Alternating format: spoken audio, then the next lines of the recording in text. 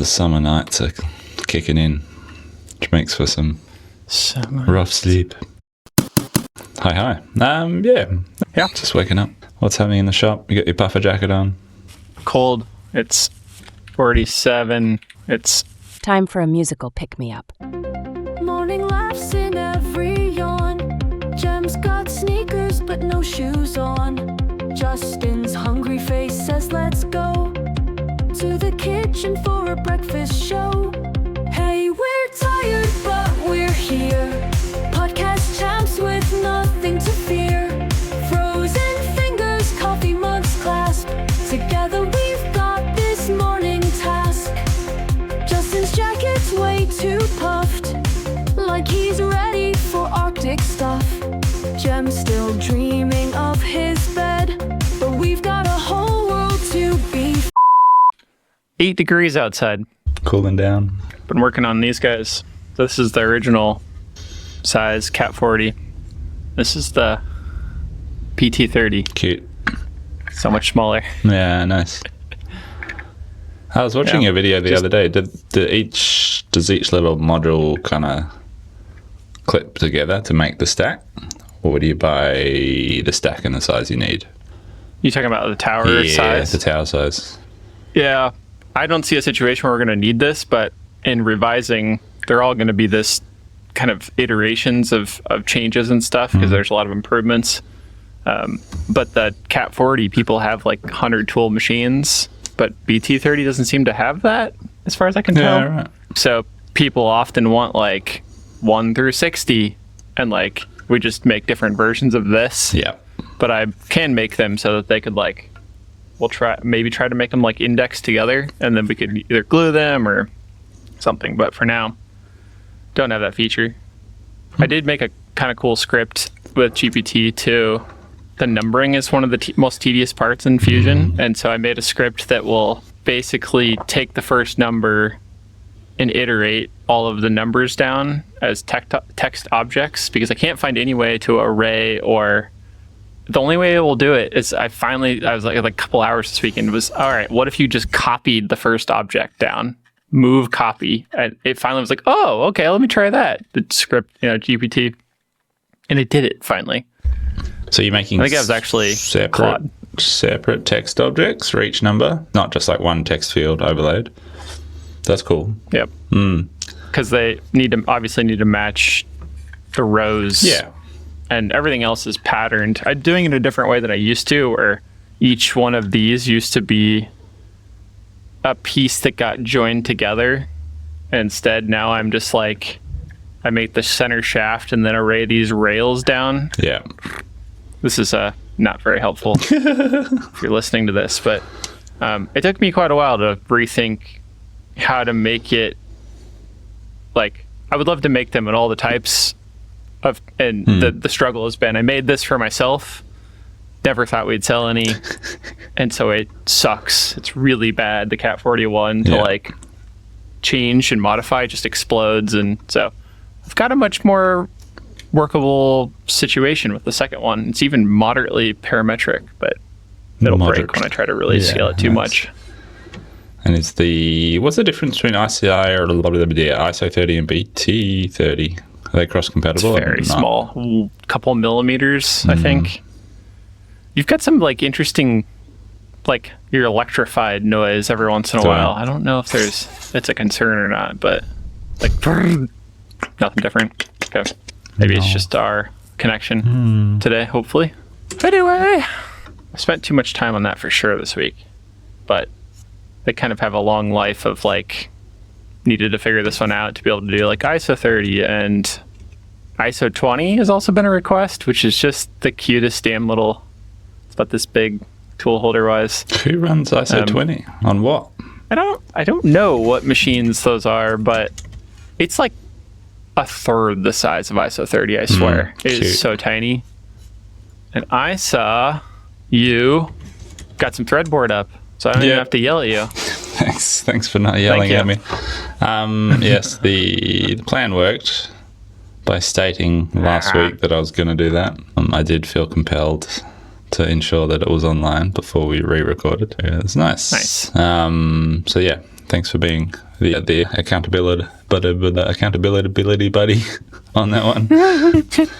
There is Threadboard online finally. I've got how many years later. It's there. It needs more work.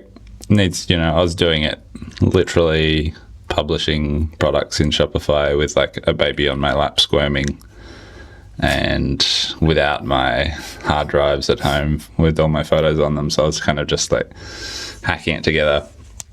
But yeah, all the options are there, the pricing's done, and the copy's written. I was quite, had a good little copywriting session with one of my sim theory bots, going back and forth. So yeah. There it is. I was trying to find it.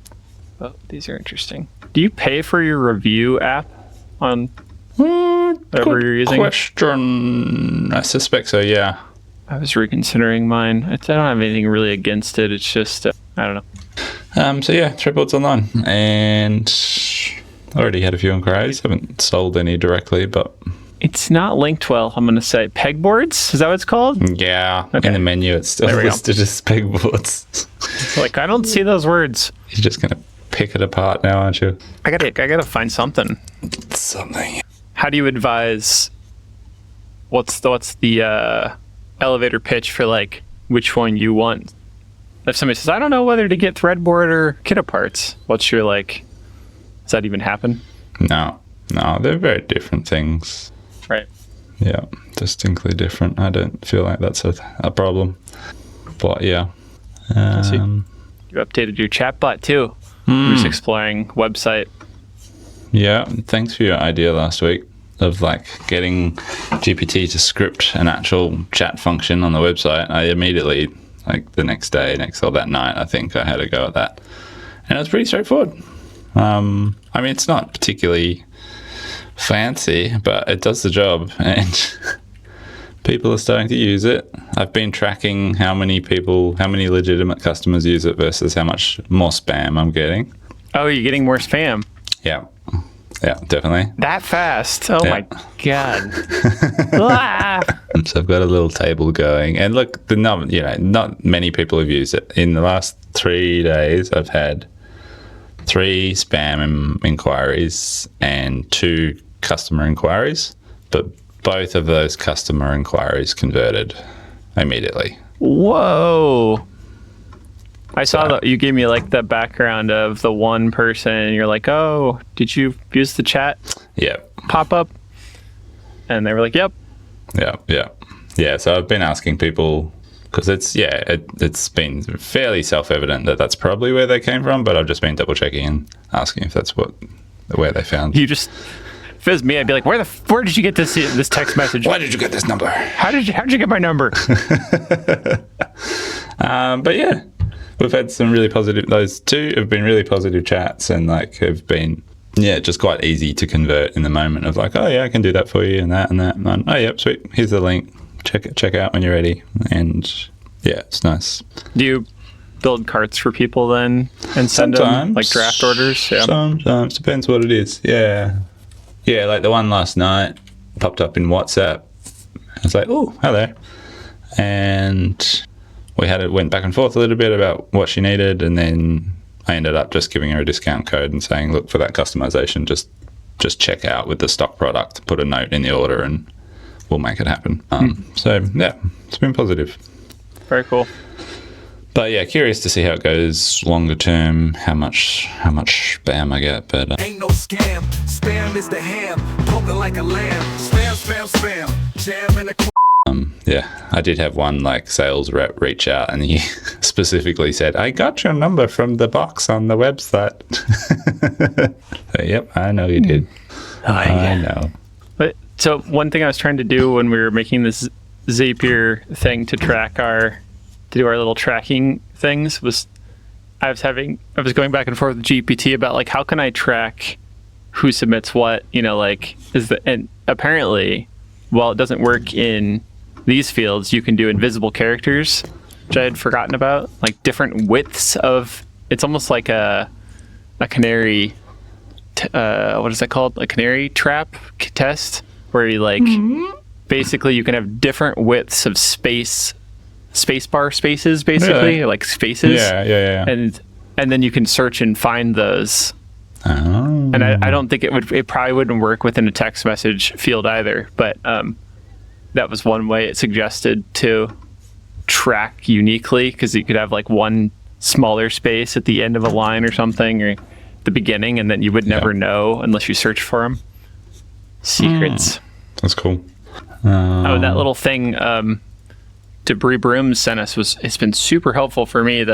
You can use GPT and have it find your variant IDs of products on your Shopify. That's a cool trick. That's hard to find otherwise. Yeah, I've done a tiny bit with variant IDs for the VividWorks configurator. I remember them being pretty kooky. That's cool. Right. I love how the broom maker reaches out with pro Shopify advice whenever we bring it up. Me too. Maybe there's more. I've got a challenge for you. A question, which might be hard to describe on the air, maybe, but we'll see. Do you know of any good ways to measure and QC a chamfer on an internal, like chamfer on a hole? So this is threadboard related. I'm so bad at these kind of things. We machine a sheet of holes, 300, 200 holes or whatever it is, a sheet of plywood. And the chamfer, I was chatting to John about it during the week. I was saying, look, if we're rolling this out as a product, it needs to be pretty consistent. Because in the past, we've always just kind of eyeballed it and been like, based on the material thickness, it's like, oh, yeah, that looks good enough. But it's actually quite critical to how well the peg engages in the hole, and can't be too big because then you lose thread, and can't be too small. Well, I was trying to think about ways where you could make a little QC gauge or something to just quickly, check chamfers on a hole. I mean, the way we do it is way more conventional because of just the hole size, and it's in metal, is we just have literally QC gauges, like go, no-go gauges for like, I think it's M6 and M8 for pedestal parts. And so we spot check. Actually, I think Ricky always does like 100% inspection, even though I'm like, you could do like every few. It's pretty consistent. He still goes through and does all of them. But so I'm sure you can find one. It's going to be expensive for that size, but it might be worth it. You could start out with just 3D printing some. What's it actually looking for, though? I don't exactly know. So you're trying to find a chamfer, not a thread, though? The thread's fine. Yeah, the thread's consistent. It's just you say that funny. Chamfer. Trying to get a consistent chamfer on the entry to the thread. A conical chamfer. Conical chamfer. Anyway, I did a quick little bit of research and came across a few forums with people saying, you could use a conical sort of for probe tip and then measure the offset of that from a surface. Anyway, I stuffed around. In Fusion, I ended up making a spherical probe tip. So you drop this spherical thing into the hole. It's roughly an M22 by 3 thread. And then I'm measuring the offset of it's like a hemisphere, a cutoff sphere. Mm-hmm. You put that in the hole, and then there's another ring gauge that goes around that. And if the ring gauge and the top of the hemisphere are flush, then it means your chamfer's on size. And if it's too low, the chamfer's too deep, and if it's too high, the chamfer's not deep. Anyway, hard to describe, but seems valid. I don't know. It's just it's a pretty roundabout way of doing it, but hadn't. Yeah. I think we need to call out to the actual machinists. That know these things. Real machinists. My QC gauge, I guess. In my head, at first I was thinking, oh man, you're talking about threads, but it's not a thread. So no. I mean, when I googled your conical chamfer gauge, what I think is interesting is they reveal if it's a cone, there's a chop out in a section, like you cut a piece of pie out of it. And I think that lets you then, it's a chamfering tool. But it kind of gives me the same vibe of like, if it's revealed in some way, you can have marks to see how it sits. Yeah. Probably. Yeah. It's just tricky in a hole, like to have it revealed, I guess, and have any sort of transparency what you're looking at. But this little domey widget seems plausible. Would you then remachine it while it's in situ instead of like... Yes. Yeah. Correct. Right. Yeah. So it's like as it starts the chamfering operation, you check one and be like, no, I need to comp that tool down a bit to get it a bit deeper, or it's cutting too deep. Let's comp it up. Can you put probes on your multicams? Nah. Yeah, same. No. It'd be interesting. I don't know. That's a tricky one. Yeah. My first feeling is, does it need to be done? Does it just work most of the time? It does I work suppose then most you of get the some time, expensive problems on your hands if like you've got some customer that, or you're making a bunch of waste, or like, I guess any of that stuff. Or, I was just aware that it was like I'd been doing it really informally just by looking at it and going, yeah, that's the right size. And that's a tricky thing to communicate to someone else of like, hey, John, just make it better. You know, just make sure it always looks right, okay? I had a boss like that one time. He would just always, just make it better. Yeah. I had one of those too. What? I still quote her. It's Do like, you know words? I still text her every year on her birthday saying, just make it better. Right. Yeah. So it's been a little curious challenge. What else? So, follow up, Jet horizontal vertical bandsaw that I've complained about. I don't think the complaints are necessarily unwarranted, but we did have a pretty prompt warranty replacement as my mic arm continues to fall lower and lower. They don't make pills for that, I don't think. Stop it. Jet did set up a warranty, a repair company that came out from a local company that does their warranty stuff free the same week I asked for it, I think, maybe within a couple days.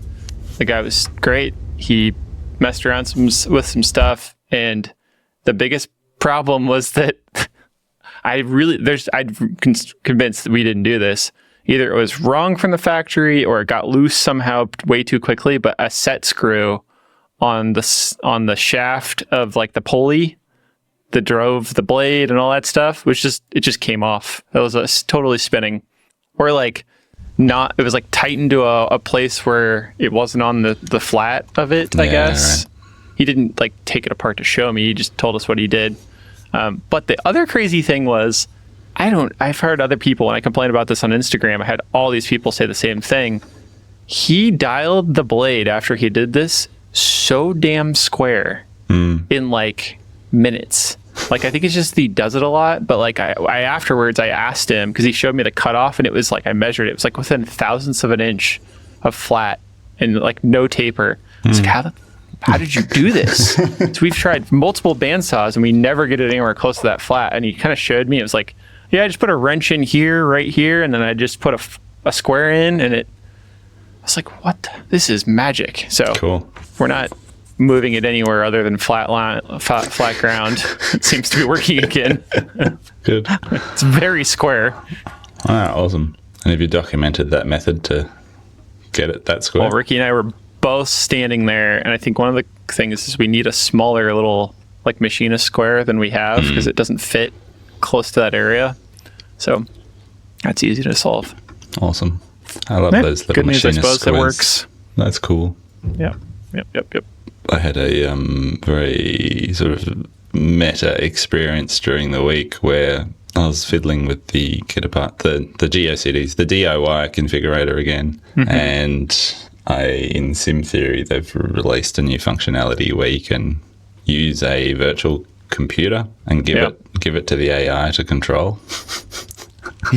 So I had Claude trying to drive a Windows machine, and like it navigated to the configurator that's hosted on like a test site, and then trying to get the AI that helped me code the configurator to actually drive and drag and drop these components and build a configuration. And it's quite funny watching it struggle. It did a terrible job, but it's super interesting. Did it end up making something? Yeah, it tried. You sent me a screenshot of it moving like maybe 2 pieces. Yeah. So did it make something that would have been usable? No. Okay. No. That would have been amazing. It tried. Pretty amazing tech though. I mean, so early days beta version of it, but the fact that you can give the chatbot a computer to go off and drive and do tasks is pretty wild. It's going to be cool when it's working. But yeah, entertaining for now, watching it attempt that. Listening back to like last week and then just thinking about it as I was listening, I think it just seems really promising that you could easily turn this into an add to cart functionality that's without really any major hurdles. Like it's just connecting, like we've been talking about, these variant IDs to the objects that are in the thing, and it's like, I need this amount of this and this amount of this. And I mean, you could even do things like screenshot the like setup that they have and like include that somehow as like an upload that then gets emailed to them, and it'd all be pretty simple. Yeah, totally. It's pretty sweet. Yeah, it's exciting. Having fun working on that. I'm a little concerned about you're very robot-y. I hope it's just our connection. It's like worse now. Like almost like your battery is dying. Hey, Chucky. Just have a quick scout around the settings. Could be peaking. Clipping. Maybe? Hands away from the No, device. got a little better for a second there. I'll play a YouTube video and see if it's my headphones. It's my headphones. We're good. It's funny, these things are so amazing, AirPods, that it's like they never have static for me, like even in crazy situations. And it's like we're just sitting doing a normal thing and it's static today. Freaking out. Yeah, that whole using the configurator, I described it to Aaron, and I think it takes maybe somebody that plays around with stuff like this as much as we do to understand the like significance of that, where it's almost like you're having the hello world moment of like the computer is controlling itself, you know, like I saw some example of somebody doing that on TikTok where one of its resources is to go and query itself. Like it goes to Claude.whatever and asks itself how to solve a problem. And I'm like, wait, can't it just do that internally? Why does it need to go to the website? Of course, I know.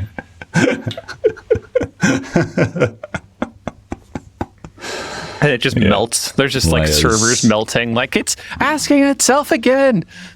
All the way down.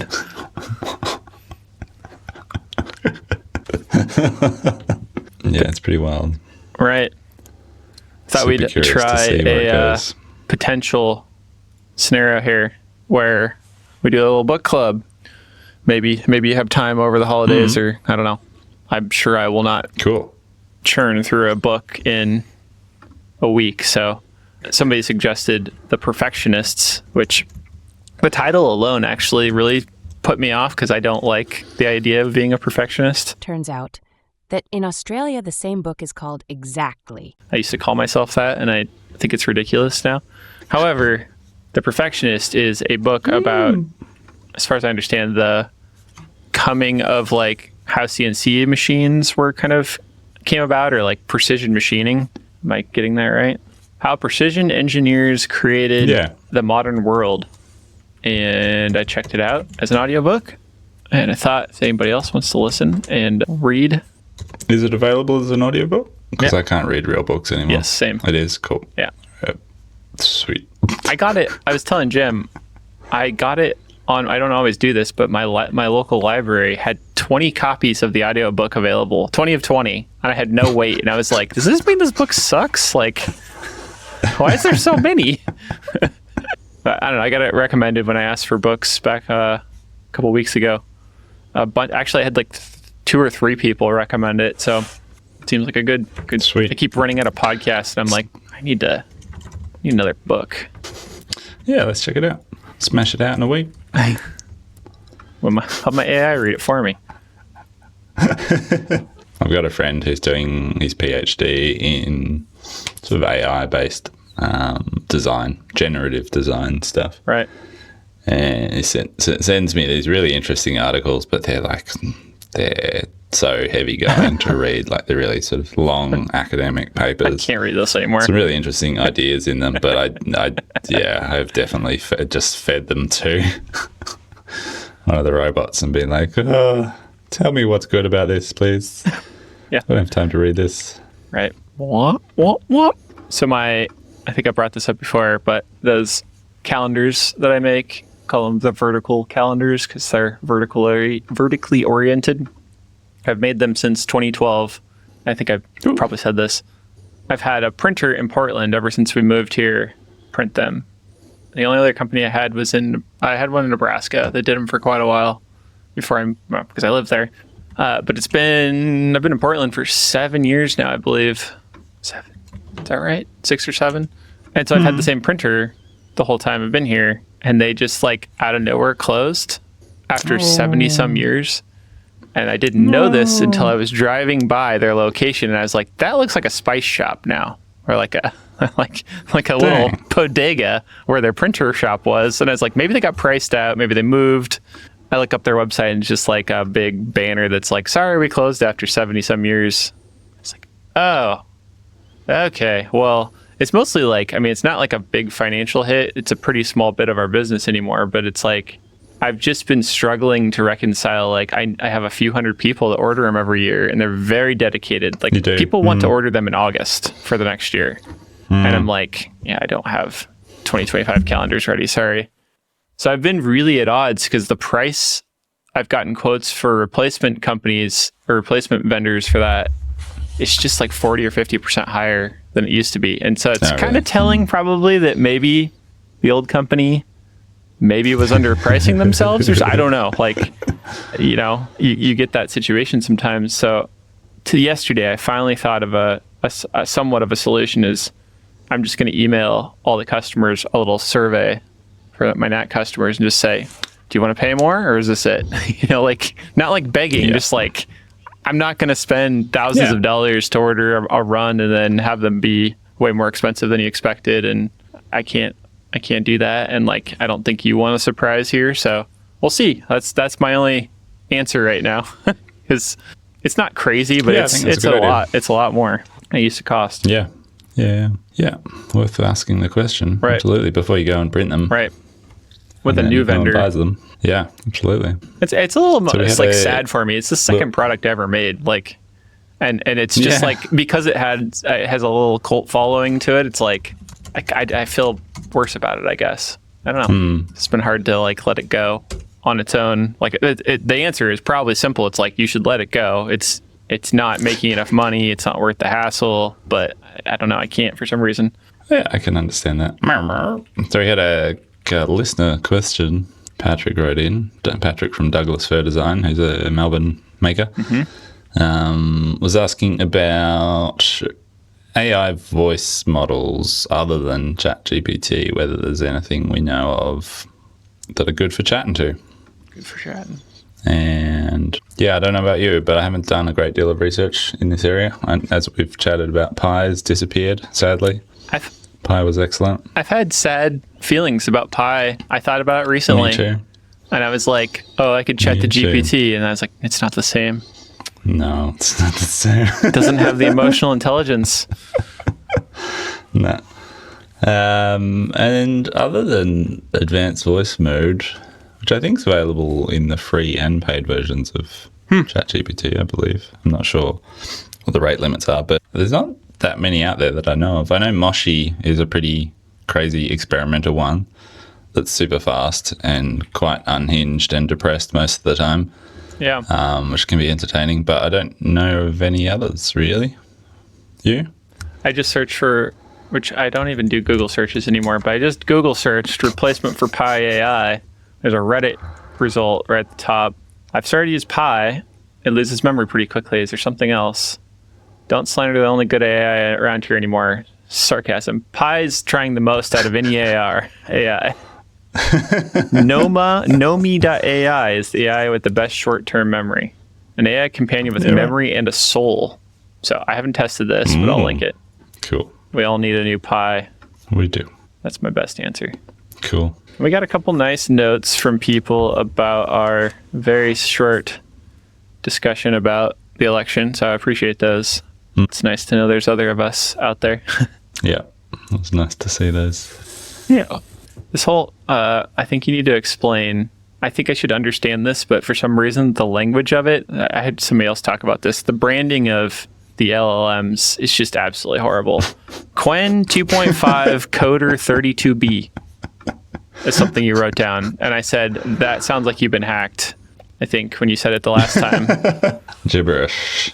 When I was working on the configurator, I was bouncing around between some models, and I knew that the Quen had a new coding specific model out that was supposed to be good, which is Quen 2.5 Coda 32 billion. And I pitted that at one point. I pitted that against, GPT-4o and like gave it the same problem. And GPT was so lazy in comparison. Like it just gave me this really lackluster response of like, oh yeah, you could do this, but try that. Didn't give me any like code to output. It was just like, oh yeah, give that a go.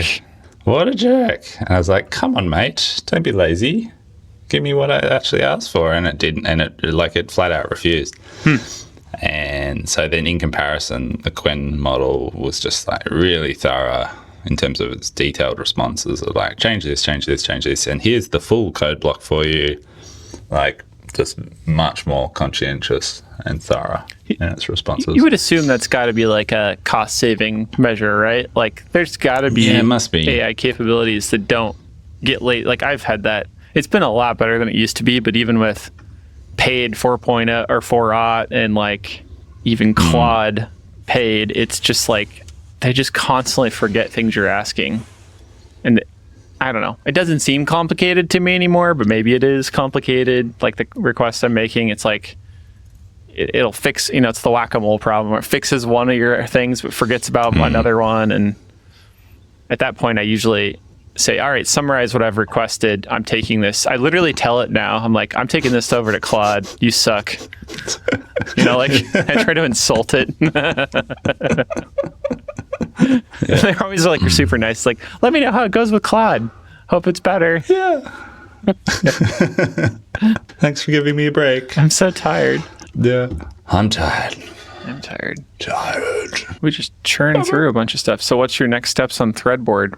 So you're just going to keep getting up more objects and then maybe kits? Yeah, need to do kits. I haven't done that yet. And just, add to the family. Probably do some photographies. Needs a couple of updated shots. Right. And don't know. Get it out there. I have a small suggestion, and this might be just immature. The Threadboard panel and pegs, you have the same photo of the peg, and I know that you'll probably change that. There's something like mildly phallic about it, and then I think you just need to you need something else in there. Yes, I agree. It's hard to distinguish, I think, what's being sold potentially, but just after I looked the other day and it's like, do I say anything about this or am I just a 14-year-old at heart? No, absolutely. No. Please. Please. That was one of the ones where I was doing it on the couch with a wriggly baby and it was just like, I'd resorted to basically opening up existing images and like using Shotter to screenshot them and then drag them into Shopify. It was all very hacky. You sound like you're just reading from my history of actions on my computer. Are you going to do any end of year sales stuff? I you actioning am. Anything in that respect? I am. So we did do a little giftable email this week, which I think might convert a few people. I think it was never going to be. None of my emails to our CNC customers are quick to convert. They're very, a little bit later. I feel like they go search their email and then we'll get some click-throughs later. Yeah. But we're skipping Black Friday. Yeah. Although I will say our end of year upgrade sale is kind of the same concept I get. It's not in my mind like a heavy discount. I think the most is 15% off if you do like a full upgrade of dust boot and pedestals and just some other my thought is it's like I'm trying to probably be a thing. I did it a little bit last year. It's probably a little too late, but it's like, upgrade your shop or your organization. And we're starting to become more and more, we offer more and more things that are around organization for your shop, I feel like. And so that's become like a category for us. And there's a little discount on like tool tags and towers. And we have a few other things I forget off the top of my head. So I did finally finish a kind of It's more like what you end up doing a lot of the time, I feel like, but it's more like a magazine style collection where it's all the things you can upgrade your CNC router with that we offer in like one page rather than it being just a grid of products, which is a lot of our shop otherwise. Yeah. How about you? Yeah, I'm toying with the idea of doing something this weekend just because we need it. Right. Like people are I know what you mean. slow at the moment in terms of there's plenty of quotes out there awaiting acceptance, but yeah, it's nothing's moving very quickly. We've had like 3 weeks in a row now with sort of sub optimum cash in. Oh yeah, same. So I feel like I should do something this weekend of like some sort of sale of saying, or some incentive of saying, hey, this is, we're going to start closing orders for the year. So if you want delivery this year, then put your orders in. That's wild. Before Monday. So Already happening. Yeah, I think I'll roll that out in some form. Not quite sure what it looks like yet, but yeah. Yeah. I don't know.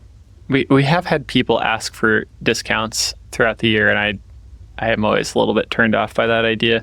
But I just thought, it's probably why people end up doing the Black Friday sales in the first place, is like this time of year. It's like, well, if you're not spending all of your money on some holiday shopping, like people just kind of shut off for a while. So yeah, October was like big subscription costs for us for some reason. I need to like shift some of those.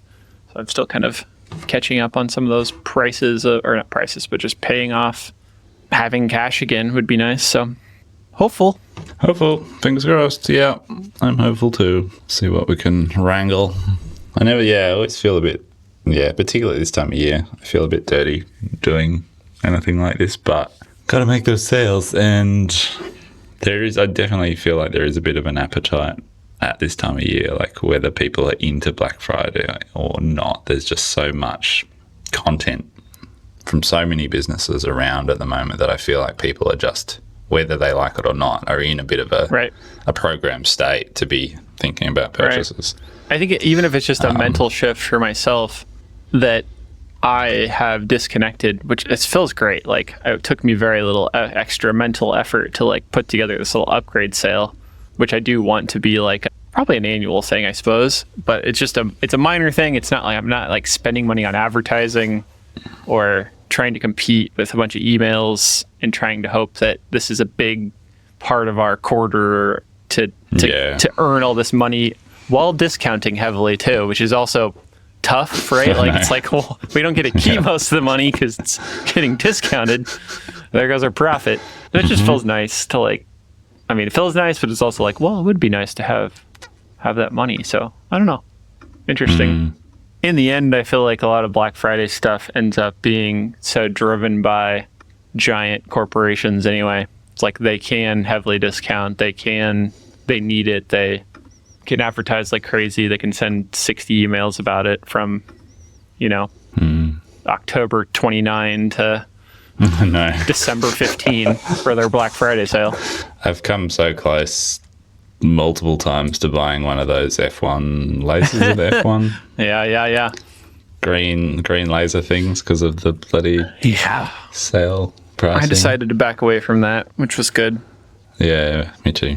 I did buy a listener, I think I might have even brought this up before, but I did buy it. There's this, I don't know what it is, and I'm a little concerned just for like our own safety, but there's a spray in an aerosol can that you can spray on steels, and specifically our stainless steel parts that we're trying to turn into a product that you can then use a CO2 laser, and I believe it like chemically changes something so that it can cut into or mark on stainless steel with a CO2 laser.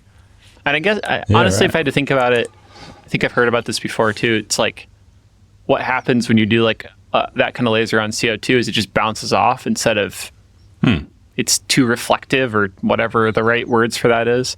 So I think the powdery substance creates a way for it to like stay another 3 milliseconds or whatever that is. Yeah, it makes sense. So we haven't tried it yet. Gives it something to etch. Yeah, but cool. That's the cheapest upgrade equipment purchase I've made. It was about $33 of one can of spray, so didn't have to buy a fiber laser. Yeah. What are your stainless steel parts? We have a series. It's been a big effort in the background. We have a lot of different ideas about fixturing for routers that we're hopefully coming out with products here soon.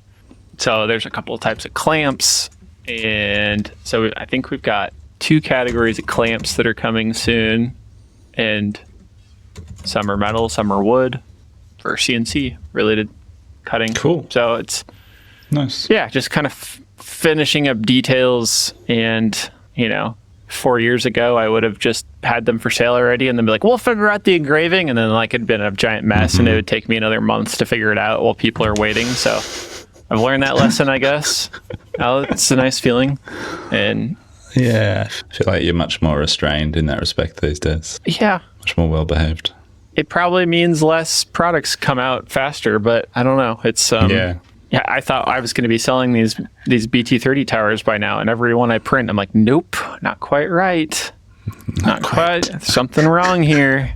So I'm printing another section test. This looks good. I'm watching it right now. I'm watching you. It's There's someone outside. meow. Don't know. Don't know. Whew. I feel like my dog, when she gets anxious, she has to grab a toy and hold it. And I was like, I need to. What do I have? Laser scanner. Oh, what's that? Just barcode scanner. Is that your barcode scanner? A barcode scanner. Cute. Cool, man. Yeah. The end. The end. I should probably hang up before we put anyone else to sleep. We'll cut out the silence. I know. All right. See you next time. All right. See you next time. Goodbye. Hey, we're tired, but we're here. Podcast champs with nothing to fear. Frozen fingers, coffee mugs, class. Together we've got this morning task. Hey, we're tired, but we're here. Podcast champs with nothing to fear. Frozen fingers, coffee mugs, class. Together we've got this morning task. Justin's jacket's way too puffed, like he's ready for Arctic stuff. Jem's still dreaming of his bed, but we've got a whole world to be fed. They're back again, same old crew. Eyes half open, hearts so true. Laugh lines deep from late night binds, sharing stories filling minds.